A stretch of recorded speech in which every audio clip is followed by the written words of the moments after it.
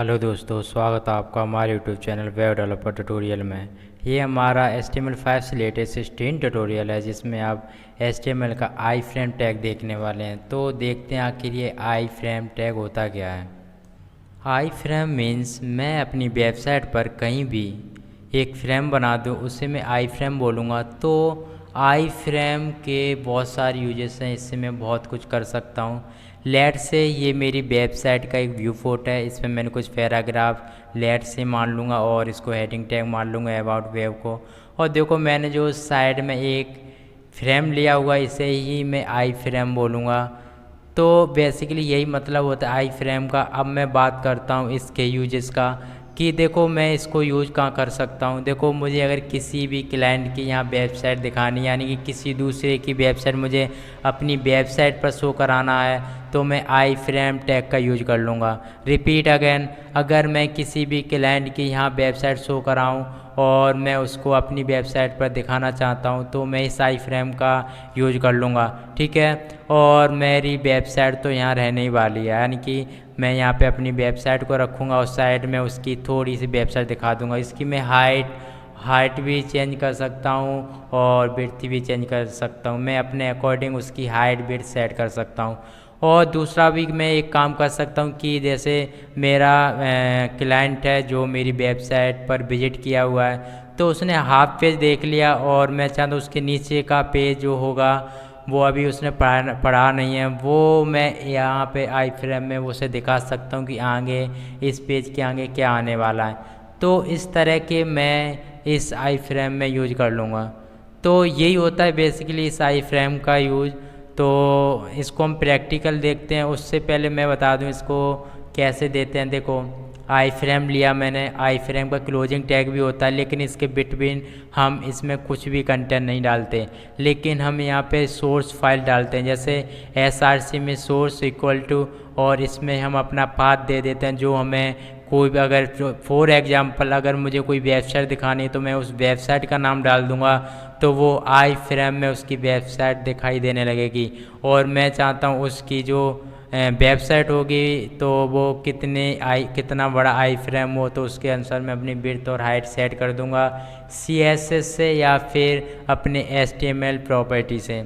और frame border का मतलब होता है कि इसमें ऊपर कुछ शैडो सा आ जाता है, जो कि एक शार्प शैडो होती है टॉप में और लेफ्ट में। तो उसे हटाने के लिए हम फ्रेम बॉर्डर 0 का यूज करते हैं, जो बाई डिफ़ॉल्ट इसकी वैल्यू होती है वो 1 होती है। तो आई होप आपको इतना समझ आया होगा और मैं इसे प्रैक्टिकल बताने वाला हूँ। तो मैं अपने VS कोड में आ गया हूँ और बॉडी टैग के अंदर मैंने एक आई फ्रेम ले रखा है। और सबसे पहले मैंने आई फ्रेम के बाद इसमें थोड़ा सा पैराग्राफ दूंगा और लॉरेम 300 का वर्ड का मैंने एक लॉरेम मतलब पैराग्राफ ले लिया है। ठीक है। और मैं इसको आप चेक कराने वाला हूँ आपको। ठीक है। देखो मेरा कुछ अभी इस तरह का ये पेज दिख रहा है। देखो जो ऊपर जो स्पेस है वो आई फ्रेम की वजह से है। तो देखो आई फ्रेम अभी क्यों नहीं दिख रहा, क्योंकि मैंने यहाँ बॉर्डर फ्रेम जो फ्रेम बॉर्डर है वो 0 दे रखा। अगर मैं 1 दे दूँ इसको तो मेरा आई फ्रेम दिखने लगेगा। ये देखो मुझे आई फ्रेम दिखने लगा है। जो बाई डिफ़ॉल्ट इसकी जो वैल्यू होती है वो अलाइन लेफ्ट होती है, ना कि मिडल, ना कि ये राइट। ठीक है। तो देखो आई फ्रेम इसमें 2 ही वैल्यू होती हैं फ्रेम बॉर्डर में, 0 एंड 1।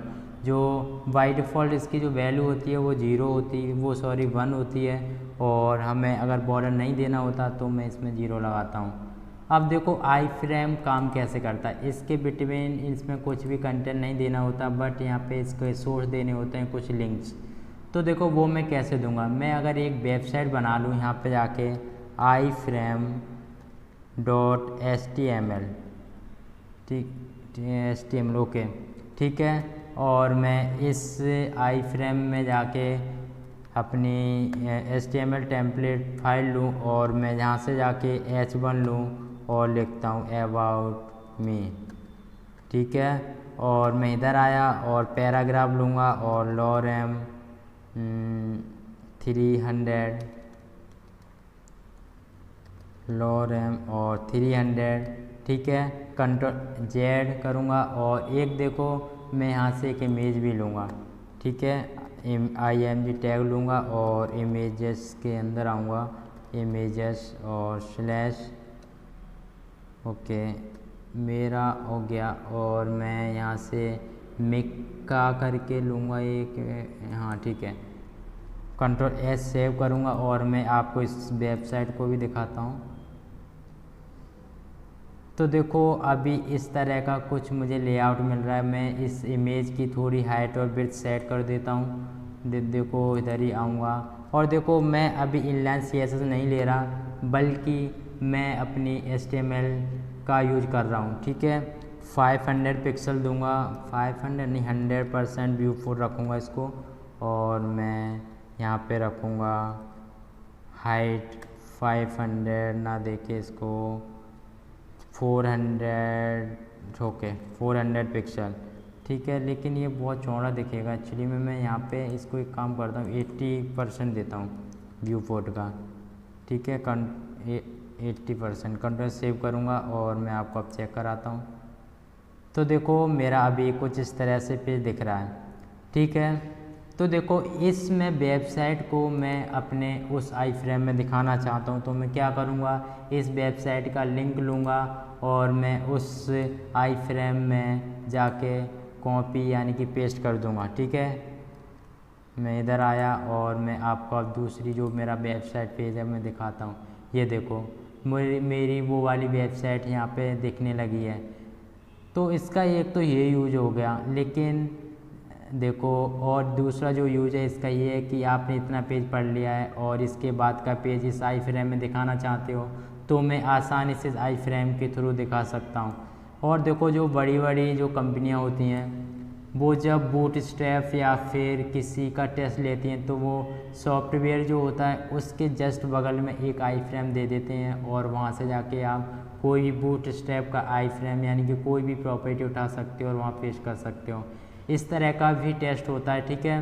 तो इस तरह के इवेंट्स कराने के लिए मैं इस आई फ्रेम का यूज करता हूँ।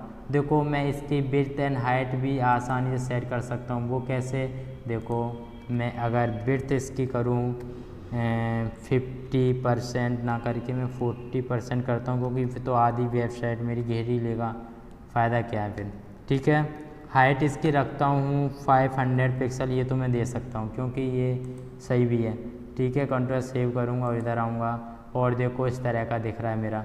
और लेकिन मैं चाहता हूँ ये राइट में हो, तो मैं क्या करूँगा, अलाइन राइट लगा दूँगा, ठीक है।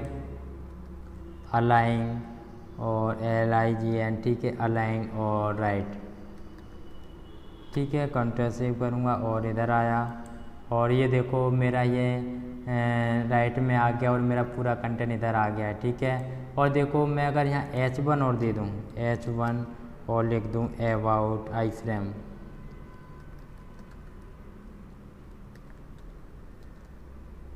आई फ्रेम, कंट्रोल सेव करूँगा। मैं इधर आया और ये देखो अब मेरी ये वेबसाइट हो गई और ये मेरा आई फ्रेम हो गया, ठीक है। तो इस तरह के हम इवेंट्स या फिर इस तरह के कुछ शो कराने के लिए किसी अदर वेबसाइट या अपना पेज, तब मैं इस आई फ्रेम का यूज कर लूँगा। और अगर ये वीडियो अगर आपको अच्छी लगी हो तो प्लीज़ इस वीडियो को लाइक करिए, सब्सक्राइब कीजिए और इस चैनल को सपोर्ट कीजिए।